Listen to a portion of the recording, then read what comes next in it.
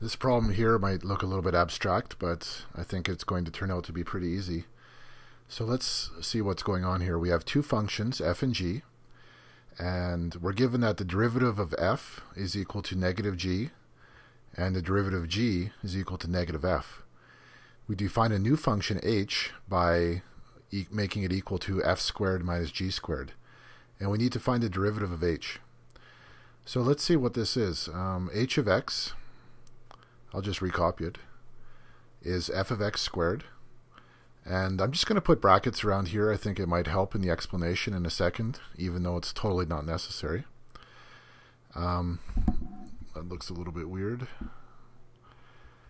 Let me just change that a little bit to make it look nicer. So how do we find the derivative of h? Well, this is going to be chain rule. It probably is not, familiar looking, but this really is chain rule because we have something squared, right? So the chain rule says to do the derivative of that, we bring the 2 to the front, we ignore our thing inside the brackets, the power becomes a 1, which I won't bother, and then we multiply by the derivative of what we ignored. So the thing we were ignoring here was f of x, and then we multiply by the derivative of that. And then minus, what about the derivative here? It's the same thing. The 2 comes to the front.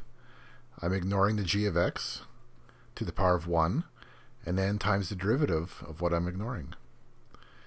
So the derivative is that. Let's try to use some of the given information now. I guess these brackets really aren't doing anything, so let's just get rid of them. Now look here, we're told that f prime of x is equal to negative g of x. Let's make that substitution.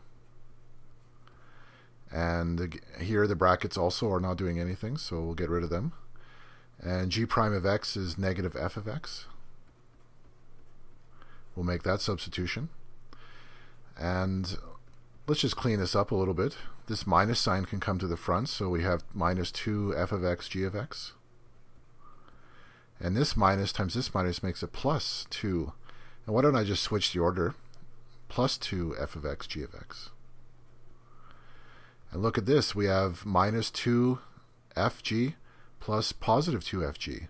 So those actually cancel out. And therefore the derivative of h is just 0. And remember that even though this question doesn't ask that, we're done actually. The derivative of h is the constant function 0. But just remember that if you ever have a function whose derivative is 0, that means h is actually a constant. H is the constant function. But we've answered this question, that what is the derivative of h? It's the constant function 0.